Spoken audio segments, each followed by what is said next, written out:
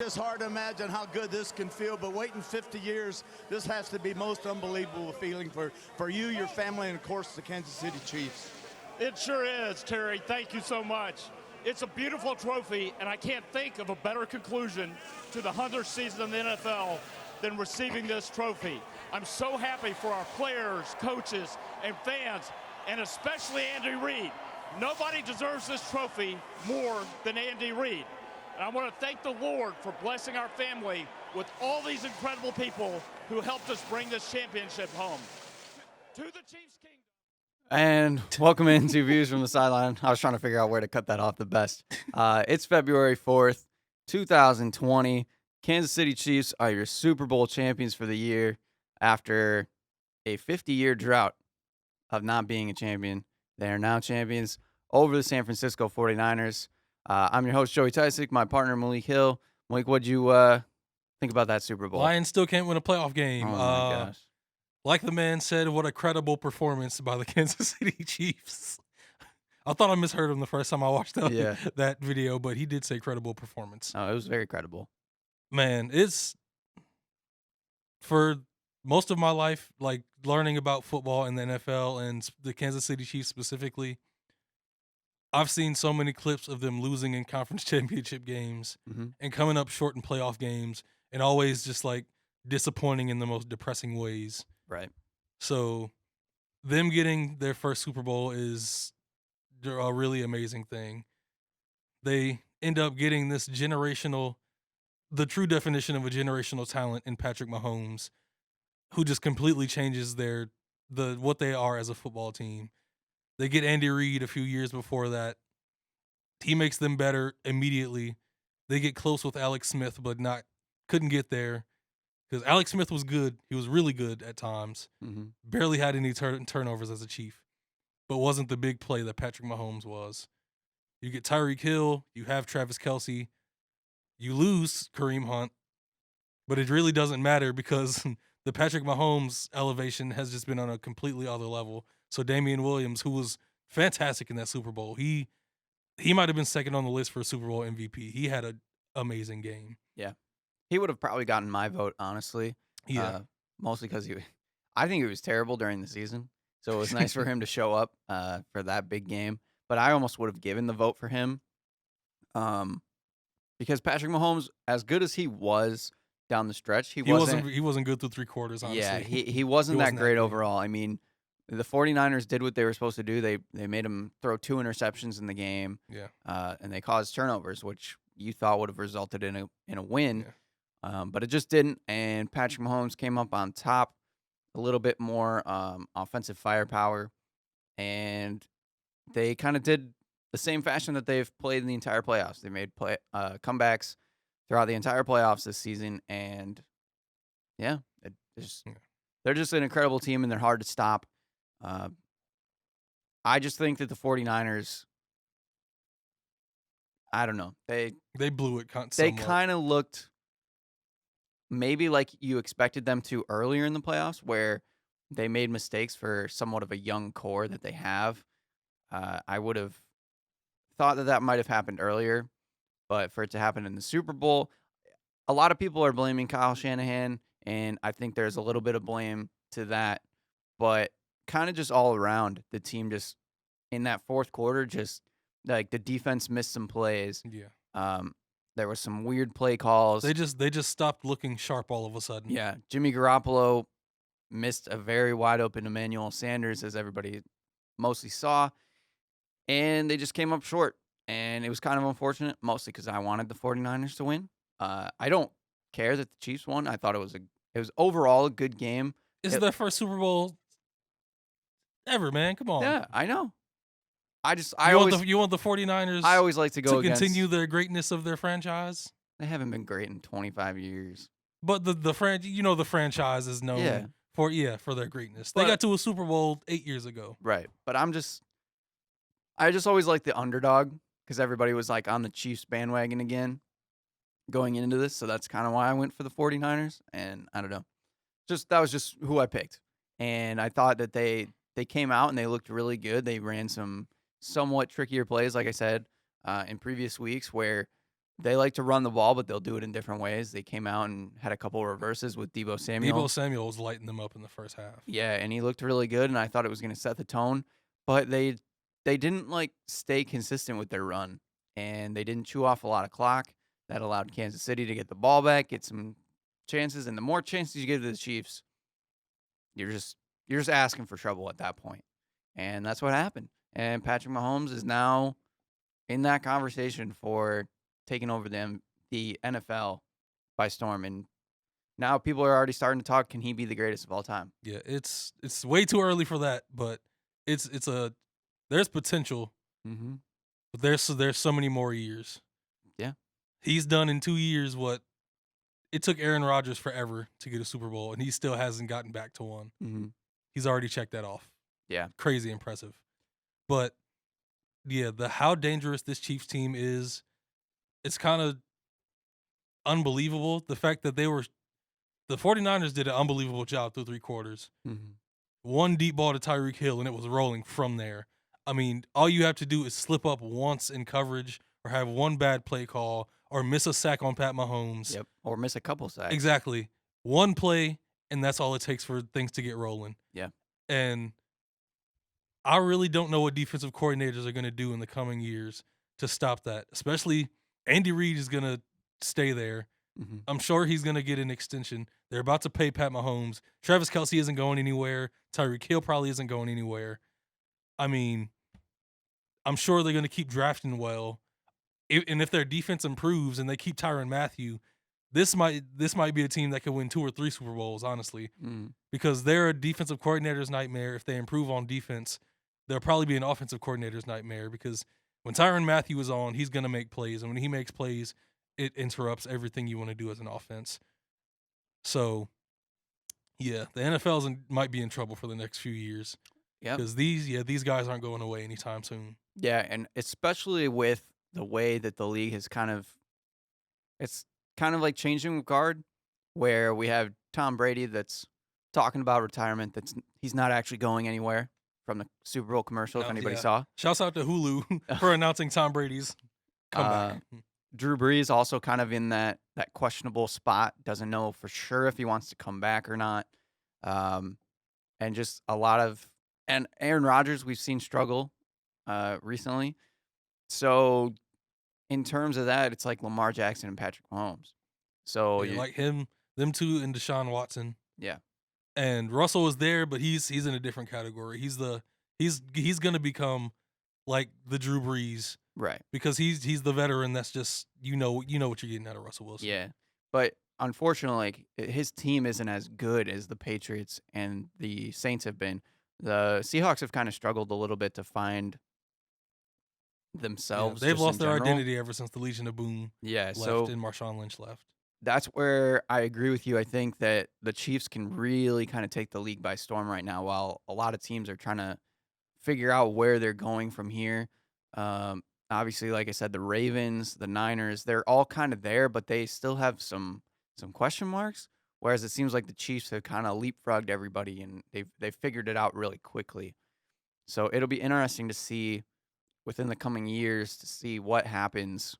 But yeah, I think Patrick Mahomes is in the driver's seat to be able to win a couple more Super Bowls, especially if they can retain all these guys and, just improve their team overall. It'll be pretty scary. One thing I wanted to ask too is a lot of people are saying that Jimmy Garoppolo possibly maybe not good enough to be the Niners starting. Like, that's their issue. Is that they I need think to, that's a big stretch. to upgrade. Upgrade to what? I mean, like, I'm just posing honestly, the question. but this is the guy they traded for him, and at that time nobody knew if he could be the guy. And then he steps into a terrible team and leads them on a 4-game win streak. So he clearly has the talent and the IQ to do it. We've seen him do it. He took over a terrible team and just gave them energy. And from that, they were able to build to this run they just made. So without Jimmy Garoppolo, they wouldn't even be close to here. Yeah. So I think a lot of people lose perspective on that side. But then, like I said, who else are you going after? Right. I mean, I don't think they're not gonna trade straight up for some like for a quarterback better than Jimmy Garoppolo. Those quarterbacks, those like top 7, 8, those teams, they're not giving up those quarterbacks. Mhm. So you got Jimmy. You're not going to draft a new guy that's just going to come in and all of a sudden be the savior of the 49ers. He's what you got, and you got to try to get him better, like help him to make the offense better. Another thing is he has a group of receivers that before Emmanuel Sanders, George Kittle was his go-to guy Mhm. pretty much all the time. He still is his main go-to guy. And Emmanuel Sanders isn't going to be around for too long, for like much longer. He might end up at another team next season, or he's probably going to retire in 2 or 3 years. So he has an extremely young receiving core. Kendrick Bourne, honestly, nobody really knows who Kendrick Bourne is. Right. A lot of people probably just found out who he was last night. People know Emmanuel Sanders, but from the Broncos days, Mhm. Deebo Samuel is on the map now. People know who he is, and he's going to be a threat. But besides that, you have Dante Pettis. They drafted him 2nd round, but he hasn't really emerged yet. So, yeah, he misses throws sometimes. Yeah, he's not the unbelievable, like, the guy that they saw on that 4-game winning streak that gave the 49ers hope. They haven't seen that in a while. He had his fair share of great games this season, but they haven't seen that incredible spark of hope franchise quarterback that they've seen in a while. But yeah, I think it's being way too dramatic. Without him, they wouldn't have got here. Right. The only thing that I've heard people counter is that although he's good, he comes up short in the big moments. Which is true. Which is So yeah, that's like, he has to. Yeah, he has a lot of work to do in the offseason. and that's part of where you get into that sticky situation where you're like, well, we could make the Super Bowl every year, but is he going to be enough to win the Super Bowl every year? And that's kind of an interesting question mark to go about it. One thing I will say, maybe, there's been a lot of talk about trading Matthew Stafford. Jimmy Garoppolo is a former Patriot. Matthew Stafford for Jimmy G. I think Matt Patricia would put 2 pencils in both of his ears if he had Jimmy Garoppolo. He wouldn't know what to do with himself. He might have 2 clipboards also. I definitely don't want that to happen. But anyway, Some people would take it. I wouldn't mind it. I mean, Yeah. like as a holdover or something, or maybe he ends up being the guy. Who knows? yeah, But I wouldn't mind that. I don't know. I'd rather get like draft picks or something. I mean, I'd rather draft a quarterback too, honestly. But Yeah. yeah. Maybe that's something we can talk about in a couple episodes, or maybe next week or something. There's a lot of rumors around Stafford and the Lions in general, and the Tua thing and drafting, and so maybe we can get into that next week. One thing that is relevant though is that about the Lions, before we move on, Darius Slay is in contract negotiations right now with the Lions, and so far they seem to be progressing. But there's maybe a little bit of concern the way that Slay had treated this year a little bit, how he was into it, and then he was kind of like he doesn't want to play for them when they traded Quandre Diggs. So it's kind of up in the air, but the Lions are trying to re-sign him, and then if there's a possibility that they can't get something done, they're either going to try to look to move him or a couple different options, or try to do whatever they can. But they definitely want to retain him, and I hope that they do, because I think he's a fan favorite and one of the bright spots on the defense. So anyway, that's NFL season. Little Lions optimism to end the season. Yeah, we'll talk more about the Lions and stuff, like I said, in the coming weeks, talking about just drafting. And Draft is up in a few months. We'll be doing. Yeah. And there's a lot of stuff about Tom Brady and Matthew Stafford, and there's a lot of quarterback question marks, honestly, going into next season. So we also might do some XFL talk next week. At least for the first week. Maybe nothing crazy. We're not getting crazy here, people. Just see how it works out. Yeah. How it shakes out. We'll see what happens. I don't know. I don't know how I feel about the XFL though. I mean, most people are interested, but yeah. It is kind of like how the Alliance League was. Yeah. Nobody knew how it was, and then people started liking it, and then it was gone that fast. So yeah, because a couple of their rule changes, they're trying to get kick returns back into football, which is exciting for me because that's one of my favorite parts of football. So to see the XFL doing that, that's a little bit Well, exciting. how kick returns used to be. Yeah, Kick returns minus the safety again. right. One of the other rule changes is that you can actually do 2 forward passes as long as you're still behind the line of scrimmage. So you don't have to do like a lateral. You can back way up, throw it forward, and then throw it forward again, which I don't really know if that's going to change a whole lot. That sounds like a necessarily. novelty rule. Yeah, like it just Yeah. sounds kind of weird. And then they basically taken kicking out of the game. That's gonna make some people happy. Yeah, so for like point afters, it's basically going for 2 points, and I think there's increments like 1, 2, 3, depending on how far away from Yeah. the goal line you are. So that'll be interesting. I'm curious, but I'm not excited, I guess. Yeah, it was the original Renegade Football League, so Yeah. we'll see what Vince McMahon has up his sleeve this time. Yeah. So we'll try to talk about that and see how it's doing. So moving on, we'll talk about college basketball since we skipped out on that last week with the Kobe stuff and Super Bowl and just a packed show. There's been a lot that's happened in college basketball, and I don't even know where to start. I guess we'll just start with Michigan and Michigan State, as we always do. Michigan State sitting at number 14 in the country. They're 16-6. Or they're 16 in the country. Sorry. I'm looking at the wrong poll. They've been playing pretty good. They just lost to Wisconsin. But other than that, they've been playing pretty good. And it was a 1-point loss to Wisconsin. So it's a little bit rough because Wisconsin is one of the lower teams in the Big Ten, but at the same But time, yeah, playing at Wisconsin is hard no matter what year it is. yeah, and like we said, the Big Ten this year is so volatile that it's not a terrible loss, but Yeah. it's kind of it's weird. The loss at Indiana was more alarming to me because Indiana is such a meh vanilla team this year, and even though playing at Indiana can be hard sometimes, I don't think it's that hard this year, and they should have beat Indiana. They're still trying to figure out their identity, and Izzo's switching starting fives like every game now. He's throwing guys on the Yeah. bench and off. Yeah, And they got to get their act together though now, because starting tonight they have one of their toughest stretches of their schedule. yeah. They're going to play Penn State tonight.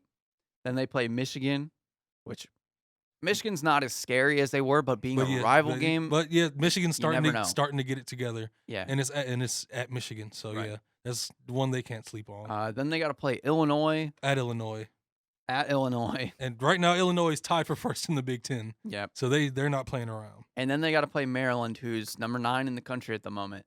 Then they play Nebraska. Then they play Iowa, Yep. who's ranked. Maryland again They at have Maryland. They have one break for the rest of the season, pretty much. Yeah. One.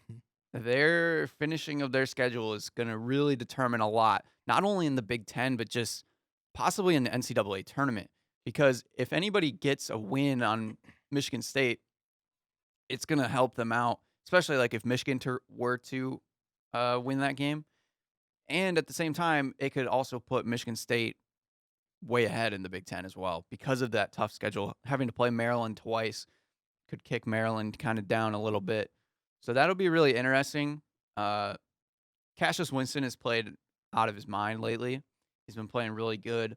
I know for a fact that Tom Izzo has been talking about playing Rocket Watts more. They need to get him more touches. Last game, Cassius and Rocket were the only two players that were impactful against Wisconsin, which is scary that you're getting late into the season. Xavier Tillman had the worst game of his career. Yeah. I think he ended like 7 points, 14 rebounds, which sounds okay from the outside, but he went 3 of 15 from the field. He was missing wide open layups. It was something weird. Yeah. But yeah, Rocket is getting it going, and Cassius is usual. And there's still a lot of issues with Aaron Henry not being able to step up. Yeah. And it's concerning because you thought going into this season that he was going to be that third star for this team. And it just hasn't happened. There's been signs where you think oh, maybe Gabe Brown's going to step up. Maybe Aaron Henry's going to step up. And they all have one flashy moment, and then they go right back to just being a role player. Marcus Bingham, too. He's been really inconsistent. Mm-hmm. Yeah, so again, as far as we are into the season, there are still question marks on this Michigan State team. As good as they are, it just shows that they can be even better. I think right here, I think this is the danger zone for Michigan State, to be honest. because coming off this Wisconsin loss, Xavier Tillman's worst game, like you said, Aaron Henry still hasn't turned into the guy everybody thought he would be. Rocket Watch is starting to get it. That's what everybody expected would happen. He's starting to get it going. Cassius is still doing his thing, but how will everybody else play against the Penn State is a quality team that will not back down. And this is at Michigan State. This is at Breslin. They cannot play around. They need to win this game. They really need to. Because I think if they lose this one, I think they'll go into the Michigan game. I think Izzo, I think he won't know like exactly what starting five to put together because he's been going back and forth on decisions like for the past 2 weeks. So yeah, this is an essential 2-game stretch right here. Yeah, I agree. Going to the other side, Michigan still struggling, but getting a little bit back on track. They had a 4-game losing streak previously to Minnesota, Iowa, Penn State, and Illinois, who are all pretty good teams. Minnesota, I would say, would be the weakest of those teams. But now they've won their last 2 games, one against Nebraska at Nebraska, and they beat Rutgers, who actually made it into the top 25. Exactly. The Rutgers is going to be a tournament team, and they're good. So As weird as that is to say. Very weird. But having a crazy season. So for Michigan to get a key victory against Rutgers is important. They play Ohio State tonight, and then they get to go into that Michigan State game, hopefully with a little bit momentum. It's gonna be a tough one because Michigan has just as many question marks as Michigan State, and they're kind of limping in. I don't know. I think this team is so weird. I can somewhat argue the other side on that one. They are a weird team, but I think the fact that they were able to go into Nebraska and handle them without Xavier Simpson, with like everybody's been complaining about like the lack of talent on this team, which isn't the problem. There are other factors, but they showed in that Nebraska game we're still more talented than Nebraska, and we can still just handle that game. They finished that one. Going into the Rutgers game, it was a weird matchup at Madison Square Garden. It was almost an away game. They wore their white jerseys. Rutgers was considered as the home team. Their fans came out strong, but Michigan fans came out strong too.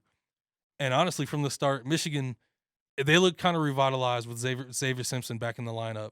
Brandon Johns had 20. It looks like he's emerging into the top recruit that he was coming out of high school. He hit 5 threes. Franz Wagner's 3 has fallen more. He's figuring things out. Eli Brooks, their 3-point shot has started to fall more in the past few games.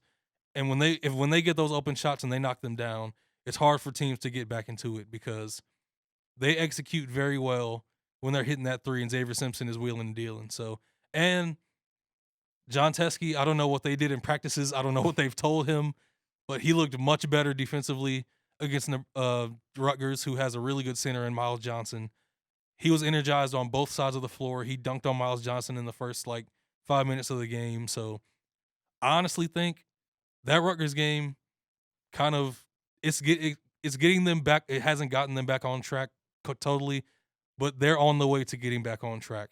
And if they win this game tonight, I think they're going to go into that Michigan State game with a whole bunch of energy. It might be like that Oregon game where Oregon punched them at first, but Michigan was right back in it and only ended up losing by 1. So, yeah, even though this is a weird team, first-year head coach Juwan Howard, a kind of odd mix of talent, they could get back on track. And if they win these next 2, things get even crazier in the Big Ten. Yeah, I agree. Also, the schedule after that really isn't that bad. Yeah, that's what I was going to point out. Even if they lose to Michigan State, you've got Northwestern, Indiana at home. You go to Rutgers, which is tough, but then you have Purdue and Wisconsin at home. So, yeah, they don't have – Michigan State has a much tougher, look ahead of them than Michigan does. Right, and I think it could bode well for both teams. Obviously, if Michigan State goes on a run against those powerful teams, they're going to look really good going into the tournament. And then as for Michigan, it'll allow them, especially if they win against Michigan State. I don't expect them to win against Michigan State, even though it's at home. I do give them a chance. But Michigan State's just had their number over the last couple years. And if they find a way to win that game, against Michigan State. Like you said, their schedule gets so much easier. And I could definitely see them going on a run similar to how they opened the season to end the season and get them into the tournament, and just the timing of everything and them let them roll into the tournament, look good. And then you never know what could happen from there. Yeah, and we've seen Big Ten tournaments the past 3 years. It's something about those Big Ten tournaments that's brought out the best in Michigan. So when it gets to that, who knows what'll happen? Yeah.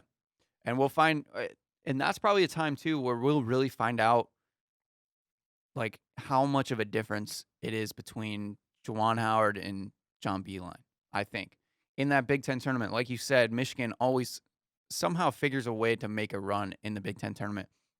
So if Juwan Howard can kind of do the same thing, rally those guys and say, hey, we're good enough to beat these teams. We can win this Big Ten tournament, things like that. And then you never know. And I hope they get back on track because I always enjoy when it's Michigan State at the top of the Big Ten. I'm enjoying as interesting as the Big Ten is this season, but obviously I want the quote-unquote home teams to play well while that's happening. Let's take a quick look at the top 25. There have been some serious changes. Yeah. There are a few teams I want to bring up. Among the top 10 hasn't been a lot of craziness. Baylor still sits at the Baylor's still top. winning, man. Yeah. Gonzaga, Kansas, number 3. And there it is. Malik's Aztecs, team, 23-0. San Diego State. Yes, sir. I'm curious as to when San Diego State is going to leapfrog Kansas. I think Kansas would have to take another loss for that to happen. Probably. Yeah. But it just seems like a matter of time. Louisville's at number 5. Dayton's at 6. Duke's at 7. Florida State 8. Maryland 9. Florida State has won, I think, 16 or 17 straight home games, in conference, which is extremely impressive. They're the most quiet top 10 team in the country by far. Yep. Maryland at 9. Villanova at 10. And then we have some other, like the Big Ten teams are kind of lower in the rankings right now. Michigan State's at 16. Iowa's at 17. Illinois is 20. Penn State's back in at 22. And that just goes to show again, like we've been talking about, the Big Ten is just so crazy that those teams aren't going to be high enough ranked because everybody can beat everybody. What's a team that you wanted to bring up? I feel like nobody is noticing the streak that LSU has been going on. They are 17-4, 18th in the polls. They've been unranked almost all season until this last week. They started 7-0 in conference. They were 16-4. I think they just recently lost again. They're 7-1 in conference now, but they rebounded from losing all the freshman talent they had. They brought a few guys back that are sophomores. They got Skylar Mays, who came back. He was a junior last year. He's a senior. He's been like their most reliable scorer. They got Trendon Watford, another 5-star guy to come in, and they've just been like building over the season. They had a few like bad losses earlier in the season to Utah State and VCU, but ever since then, they've built chemistry and they've just figured it out ever since. And I know the NCAA hates that because they were one of the biggest parts of that FBI investigation when it came to giving recruits money and all the impermissible benefits and all that. So, yeah, LSU has been extremely impressive in the SEC. Yeah. Another team that's kind of crept their way back in is Creighton, a team that you kind of see around tournament time. I told you, and I told some people early in the season, that win over Creighton that Michigan got in the first 4 games, I knew that it was going to be a crucial win because I had a feeling Creighton was going to start sneaking up later in the season. Yeah. And although Seton Hall has kind of struggled a little bit here and there, I just think the talent of Miles Powell is so good that Seton Hall team is always going to be dangerous. We've talked about Oregon a couple times. They've fallen a little bit, but they're still super dangerous, I think. I can't believe how good Peyton Pritchard has become this season. Yeah. Last year, I kind of joked. I remember during our NCAA tournament show, I joked about how Oregon couldn't make a run, and I was like, who's going to get them there? Peyton Pritchard? Man, I was wrong. I was wrong about that. He's a player of the year candidate. He's phenomenal. Yeah. Another teams that are still kind of hanging around, Colorado and Houston, I think is kind of cool to see. I I can't even remember the last time Colorado was even. Yeah, it's been a while. Even when like Spencer Dinwiddie and Derek White were there, Yeah, they still were just like average. right. The Pac-12 has gotten so much better from last year. That conference was horrible. Hmm. Now you got Colorado in there. You got Oregon at 14. Oregon just lost to Stanford. Stanford is like 17-5, Hmm. and they've only got like 1 or 2 losses in conference. I mean, that conference has gotten much better. The only disappointing team in that conference has really been Washington. Everybody else, like even USC, is like near the top of that conference. So Yeah, yeah, pretty good. right. And it's just like we said, the NCAA this season has been so crazy, and it seems like it gets more and more every year. Um, One team I'll say not to watch out for is West Virginia. They're 17-4, and every time they fail me in the tournament. they that press Virginia, it seems to always fail in the tournament. In the tournament, it comes down to that. How's your half court basketball? Yeah, and I think they also never have like good enough talent to win in those yeah, games. and they're going to be really tested coming up. They got Iowa State, who's pretty good. Oklahoma is all right, but then they play not back to back, but their 2 following games they play Kansas and then they play at Baylor. Yeah, Have fun, yeah. have fun, Mountaineers. Well, they might be able to get Kansas. They just might. You never know. Kansas is they just beat Texas, but they're going through some things after that brawl they had against Kansas State. That's true. Yeah. And then they play Baylor, their final game of the season. I don't know, personal bias against West Virginia because I used to be a big fan. And, I'm a huge Bob Huggins fan, but yeah, his teams never seem to get over the hump. Yeah, they can't figure it out, whatever it is. Any other teams that you want to talk about or touch on or anything before we move on? Iowa at 17. I really can't believe how good his name is Luka Garza. Yeah. It shocks me how good he is.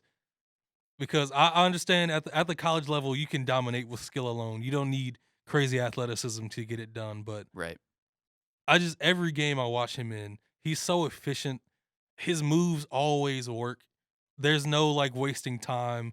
It's a spin move or like a spin out of a post up or like jab step mid range jumper. He hits like he only takes like 3 threes a game. He usually like hits 2 of them. Yeah. Once Iowa gets going and they're hot with Joe Wieskamp, I forgot what their guard's name is, but they've got so many shooters and they're so well balanced when it comes to scoring.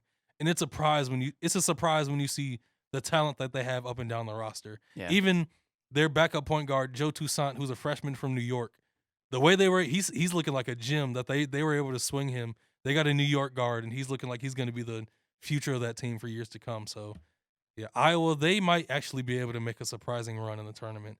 Like Sweet 16, Elite 8, and just like throw people completely off. No, I think so. I think the Big Ten is always a dangerous team to play in tournament time.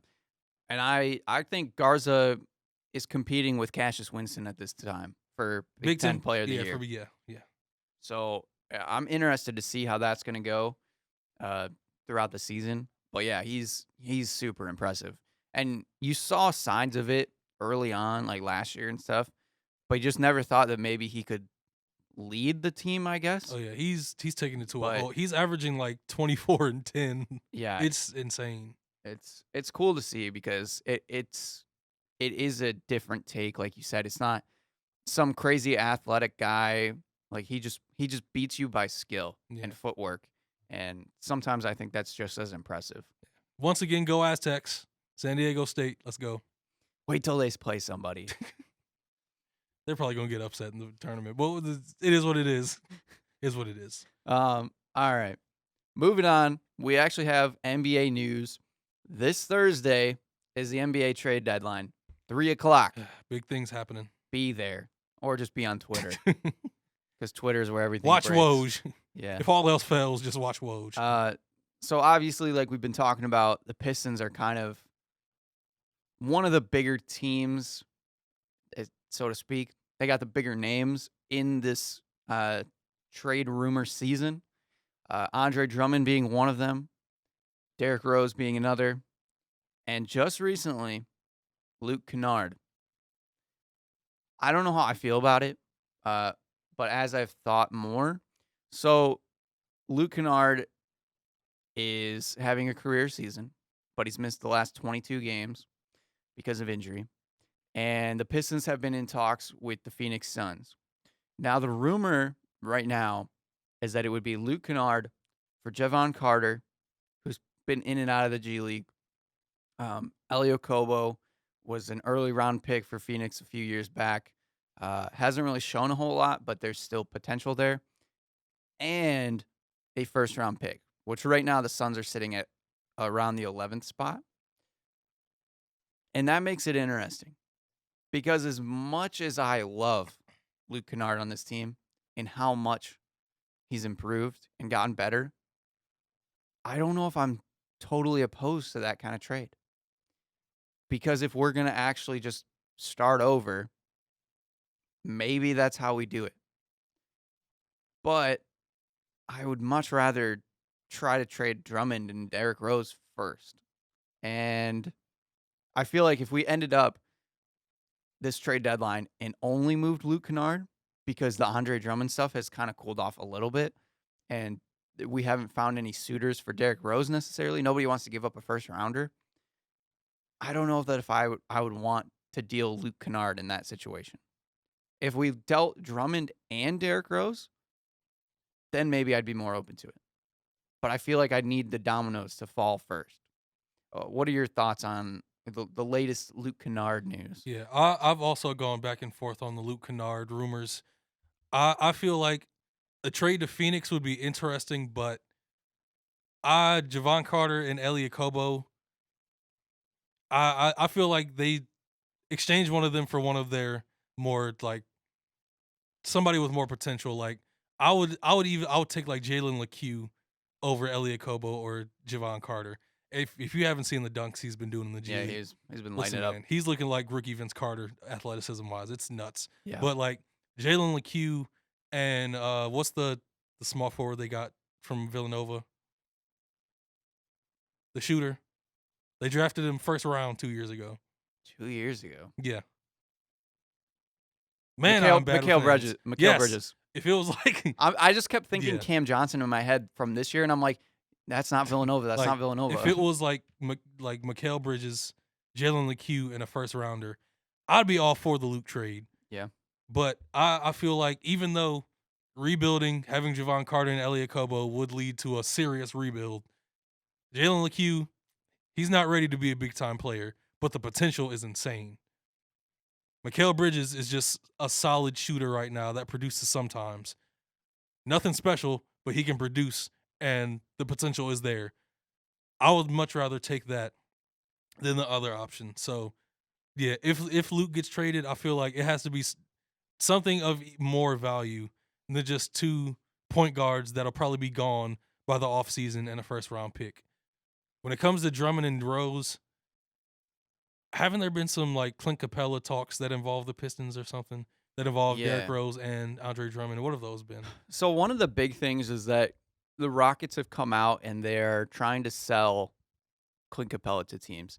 And what I've been hearing is that they want a draft pick and like a forward. So they're looking for a wing. So they were looking for a wing and a center. And they don't like the way that Capella's fitting into this team, I guess.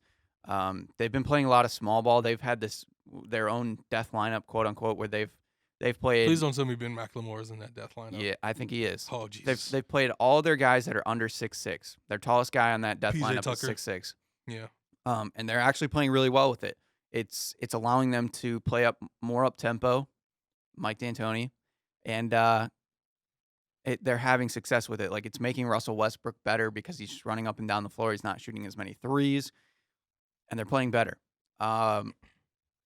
So they've talked to the Pistons about it, and there's been rumors that Andre Drummond could get involved. If they do that, I hope that the Pistons don't give up a pick or something in this big possible multi-team trade. Because that's what the Rockets are looking for. They're looking for wing depth and a different center. I don't know what kind of center they're necessarily looking for. If they don't like Clint Capella, they wouldn't want Andre Drummond. They're also in talks in a multi-team deal with the Wolves, Hawks, and somebody else I can't even think of off the top of my head. I'll try to look it up. But that's involving like D'Angelo Russell going to Timberwolves. Um, the Rockets would end up getting Robert Covington and maybe a draft pick from somewhere, and Clint Capella ending up in Atlanta, I believe. So there's a lot of different situations, and Drummond's name is kind of being just thrown around a little bit. I don't know if Derrick Rose could get involved in that too. Uh, so that's like the most interesting thing that's come out lately is that there's like this potential for a big 4-team trade or something like that. Um, so it would depend on some of the stipulations, but I'm more nervous about that kind of trade for the Pistons, I guess, because then it seems like they could possibly settle for something instead of getting maximum value. Now, I guess with Andre Drummond, it'd be okay to settle because they're most likely going to lose him in the offseason anyways. But for a guy like Derrick Rose that has still another year, maybe I would play a little bit more cautiously. I honestly would keep Derrick Rose if I was the Pistons, to be honest. You think so? Because first of all, I think they care. They're starting to care, to really care more about improving this team and possibly like starting fresh and young. But they also care a lot about ticket sales and bringing revenue to Little Caesars. And Derrick Rose is going to keep people coming, like people in those seats. So I think they need to keep at least one thing. Fans are going to come to see Derrick Rose. Andre Drummond doesn't draw crowds. So I could see them trading him. I wouldn't be surprised if they traded Luke Kennard, but keeping Derrick Rose would probably be a smart idea. My only counter to keeping Derrick Rose, and it's something that I've heard a lot and it makes sense, is, you know, as much of a fan favorite he is and as well as he's done, he still has that injury risk background that is a little bit scary. Like he's playing so good this year that if you could get a first round pick for him to just deal him, because you never know what's going to happen next year. And it's kind of a scary thing to think about. Like if you hold on to him and then you don't move him and he gets hurt next year, yeah, it's probably not very likely. But just that thought in the back of your head if you're trying to do a rebuild and then you're stuck. And so I agree with you that I would be cautious with Derrick Rose trades too. But my reasoning is differently because like I said, keeping him is just nothing but a plus for them, to be honest. But losing him, you better know what you're getting if you get rid of him, because it better be like a high pick and a few players that can like really produce instantly and like help put butts in seats. Yeah. Because if you get rid of him and you essentially trade for a bag of peanuts and some popcorn out of the stands, that's not going to do anything but hurt you in the And I think the Pistons are playing it pretty smart with Derrick Rose. I've heard that they're asking for basically a first round pick, so they're not. It doesn't sound like they're going to settle for Derrick Rose, which is probably the smart move. But it's just interesting. And the other thing that I have a little bit of a problem with, and it goes back a little bit to the Luke Kennard talk, getting a first round pick and even a lottery pick in this draft. I don't know if that's the greatest. Like I have so many question marks about this draft this year that there's not that many guys that stand out, and there's a lot of question marks even up at the top. Obviously LaMelo Ball's been getting a lot of talk. We don't know how he's going to end up, and it's just weird because what's his face from Memphis, James Wiseman. He's most likely going to be the number one overall. And, I mean, he looked good in college, but then he had the issues and he had to skip out on college. And now he's just getting ready for the NBA draft. So there's just a lot of question marks in this draft. And then beyond that, it's not that deep of a draft. So to get first-round picks for this draft, it could be nice, but it could result in nothing. Yeah, this could end up being either a very bad draft or a surprising draft. Yeah. It's not one that everybody expects to just be like, oh, yeah, this one is going to be good. Yeah, and I would more, like, similar to what you said, I would like to get some actual pieces back at Yeah. least. Even if they're not super meaningful, as long as they have somewhat of potential, I'd be okay with it. I know you guys aren't a big fan, but like Phoenix Suns, if the Phoenix Suns traded their first round pick and Cam Johnson for Kennard, I would take that. I'm sure they're probably not going to do that, No, but yeah. I don't think so either because he's got a lot of potential still. But just a thought like that would make me more comfortable, I guess. Um, so I don't know. This draft or this draft is interesting. This trade deadline is interesting because there's a lot of guys that are starting to want to move, but there's a lot of deals that have cooled off. Kevin Love being one of them. They thought that would be an easier move.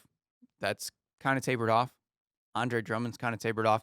One of the big ones was the Dallas Mavericks. They ended up getting Willie Cauley-Stein, so Drummond's basically off the table for them. They couldn't get anything done with the Atlanta Hawks. Apparently, the Pistons were asking for too much. And now it's like the Celtics and the Knicks and a couple other teams. But now with the Clint Capella news, teams could go for Clint Capella. So then do the Pistons end up saying, oh, well, if everybody's going to want Clint Capella because they like the Rockets offer, then we're going to try to lowball Andre Drummond to somebody. And then that just makes it even more tricky because you don't want to get lowballed, but at the same time, like you want to get something for Drummond rather than nothing, in my opinion. And it almost makes it sound so much worse for a Piston. Like thinking about it, I just keep thinking that the Pistons are going to somehow mess it up or they're going to get screwed over and we're going to be back at square one. And it's just my terrible thought and feeling. A couple other big names. I think Kyle Kuzma is still out there, that the Lakers are still contemplating moving him, which again, if the Pistons could get in that with Derrick Rose being involved, Kyle Kuzma or something like that, I'd be down. Another interesting one I think is Drew Holiday. Apparently, JJ Redick was also inquired by a lot of teams, but the Pelicans have kind of shoved everybody away and said, no, we're going to try to make the playoffs as well. But Drew Holiday is a little more interesting because they've found success with Lonzo Ball and those young guys. Drew Holiday's played really good for this team, but if they could find somebody that maybe fits the mold that they're looking for right now, maybe they pull the trigger on that. I'm not sure. I think Drew Holiday gives them good veteran presence, but at the same time, I do agree. Like they have such a young core right now. If they could get even more assets or players that fit what they want to do, then this team could be really dangerous coming into the future. So I'm not sure. Another couple names: Oklahoma City Thunder. They did not expect themselves to be in the playoffs this season, but they're still kind of talking about Steven Adams and Danilo Gallinari, whether they'll move them or not, or if they'll end up flipping and not selling and instead go on the buy and try to fill in some wing depth for that team because they got a lot of young guys on their bench, but their bench isn't that deep. They've had a couple guys that have played pretty well. What's the guy that they drafted? Lugans Dort, something like that. Thunder. Yeah. Yeah. He like finally started playing over the past few Yeah, weeks. and he's been playing well, so there's I don't know, maybe they try to trade high on him or something like that. So there's a lot of interesting storylines. Again, I think the D'Angelo Russell one is pretty interesting as well. Because most likely if D'Angelo Russell was dealt to the Timberwolves, Andrew Wiggins would probably be involved in that deal, I would assume. Or more draft assets. I don't know. It would be hard. Something you brought up before the show is that ever since Karl Anthony Towns has been back, Minnesota's defense has been awful.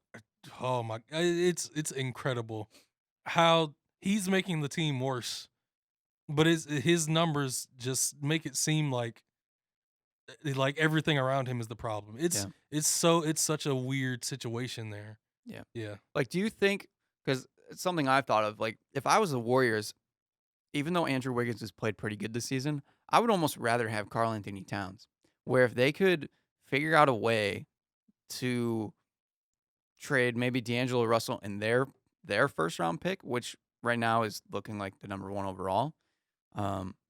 Would you rather have D'Angelo Russell and James Wiseman or Karl Anthony Towns? I'm not sure. The only way I do that, if it was a guaranteed number 1 pick, Yeah. then I would seriously consider it. But I feel like they don't want to give up their all-star because it's the one thing they have going for them right now. Right. Although a better organization would probably take D'Angelo Russell and number 1 pick, which is James Wiseman, which would immediately upgrade the defense. But, yeah, I think Minnesota, they're too afraid to lose their star. I think they just want to trade for D'Angelo Russell and give up anything else, like give anything else they have to the Warriors so it can be D'Angelo and Karl together. Yeah. Although because at the same time, I think everybody would know, like, if the Warriors got that, they'd be terrifying next year. They'd be right back in the driver's seat. You have Steph Curry, Klay Thompson, Draymond Green can go back to being a facilitator. Yeah. And then probably Karl Anthony Towns. Yeah. Or if you add Andrew Wiggins to that, that's like having Harrison Barnes again.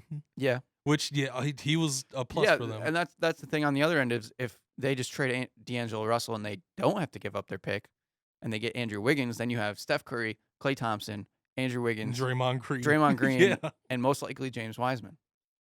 That's a pretty good team. Yeah. So either way, or what if they had a small center in Eric Pascal? Yeah. Who's looks like he could emerge into something pretty good. Yeah, they've found success on their bench right now because they've been able to play so many guys. So yeah, it'll be interesting. They have Alec Burks. Who has Alec Burks? I think the Warriors do they have that? Because Alec Burks has been having his resurgence again. I'm not sure if he's in Golden State. I remember him being in Golden State. I'm not sure if he's still there. Because I just saw the other night he had 30 points. Yeah, he's the Warriors. Oh, okay. Yeah. So, and he's still only 28. Like, he's been a solid player. I feel like, even though he's only 28, I feel like every year you hear he's only 25, he's only 26. Yeah. He's like, But he's had a couple. Alec Burks will always have a few games where it's like, oh, it looks like he might. And then he goes back to being Alec Burks. And then he has, like, injury problems and stuff like that. But I don't know. They found some talent on their bench. So the Warriors could be super scary. Trying to think of any other big trade rumors that I've heard. There's been a lot of just talk around the Lakers and Clippers because both of those teams want like one more piece to feel like they have to get. The Clippers don't need one. I know. You've heard something about the Clippers thinking they need one more piece? Yeah, because why? Just because they it's mostly like an arms race. They assume that the Lakers are going to try to add another piece here. So then the Clippers feel like they need to counter and add another piece themselves. I don't think the Clippers need anything. I don't think so either. They're just coasting to the playoffs. I think they just have to figure it out. But yeah, I know Robert Covington has been a hot commodity for a lot of teams because he's been available. That phrase is so wild. But I understand why, because so many teams he's just a wing shooter. So many teams are missing wing shooters. Yeah. Yeah, and that's kind of what a lot of teams need. So it's interesting that his name is out there. I heard him and one other small forward was like being talked about. I forgot who the other one was. Mm-hmm. But yeah, I saw Robert Covington. Yeah. What if they traded him to the there are so many options for the Timberwolves to mess up and improve. I don't think there's a middle ground.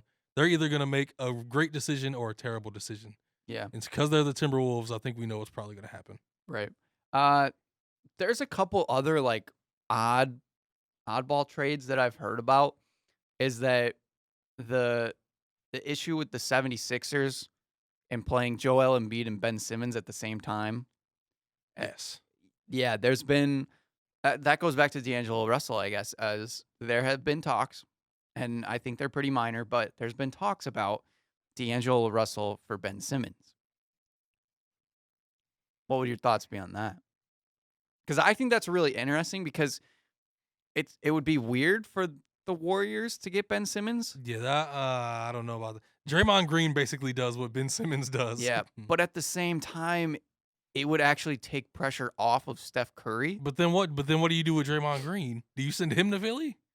Because there's no use for Draymond Green then if you have Ben Simmons. True. They end I up was about- coming then into the same you issue. you might have to just send Draymond to Philly. Right. I don't know. Yeah, it's interesting. It's just something. Draymond and D'Angelo to Philly for Ben Yeah. Simmons does not sound. That sounds pretty cool in my head. That Right. sounds like a It's pretty nice interesting. trade. Yeah. It's really interesting. And there's also been talks about would they move Joel Embiid instead of Ben Simmons? I don't think they're gonna I move don't- Joel. I don't know No. if it wouldn't be like the Warriors. It would be somewhere else. Yeah. But would you rather have Ben Simmons or would you rather have Joel Embiid? It's Listen, kind of a tricky the scenario. idea of Ben Simmons, Stephen Curry, and Klay Thompson together is kind of making You're me. liking it? I'm not drooling right now, but man, You're liking it? that sounds like a hell of a trio. Yeah. That sounds like maybe another championship in Golden State. It would be really interesting to see how they would implement Ben Simmons into that lineup. Yeah. Because he would be their point guard because he can't play off ball. Exactly.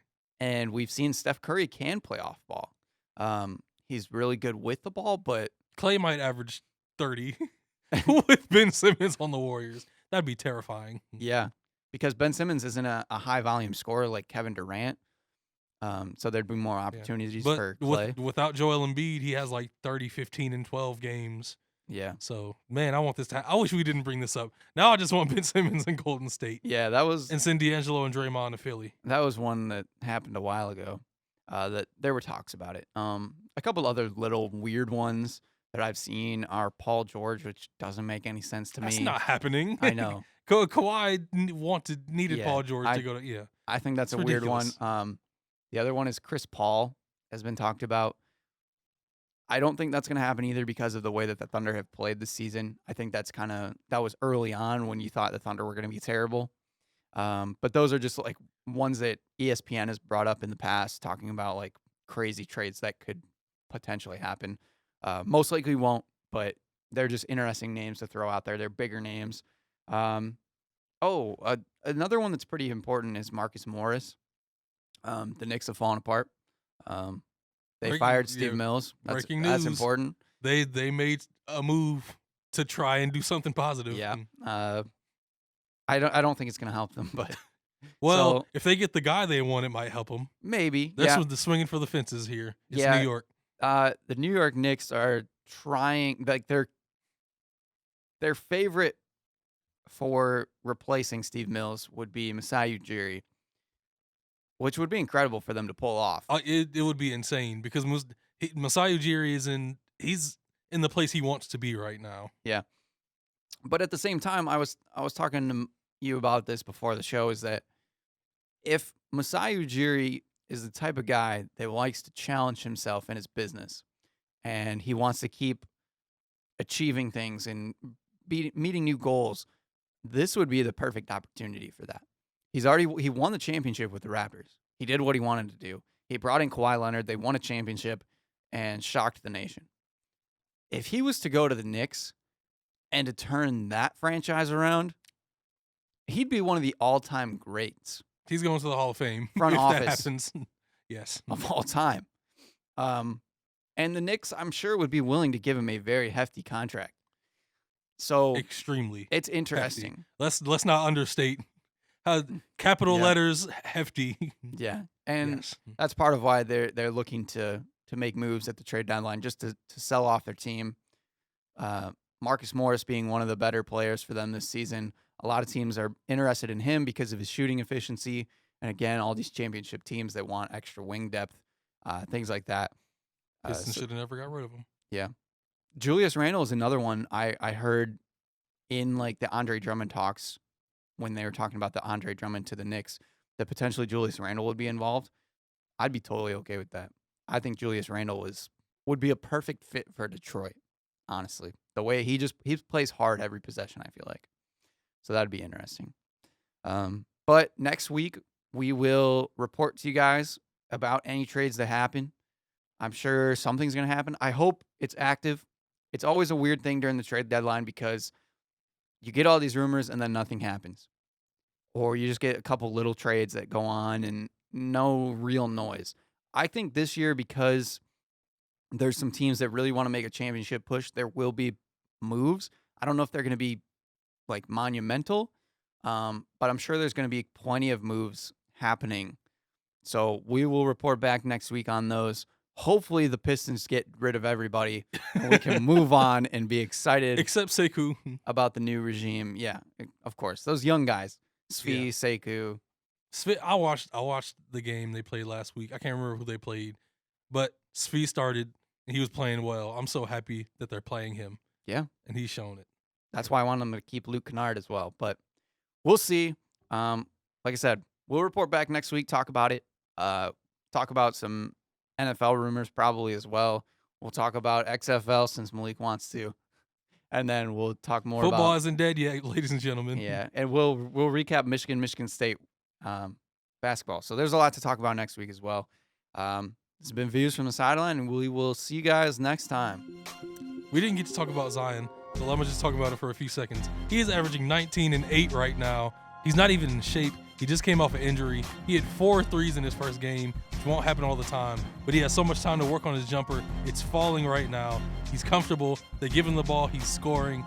He's catching alley-oops. Zion Williamson is coming. The Pelicans are in the 10th seed. Things are looking up in New Orleans. Shouts out to Zion, man.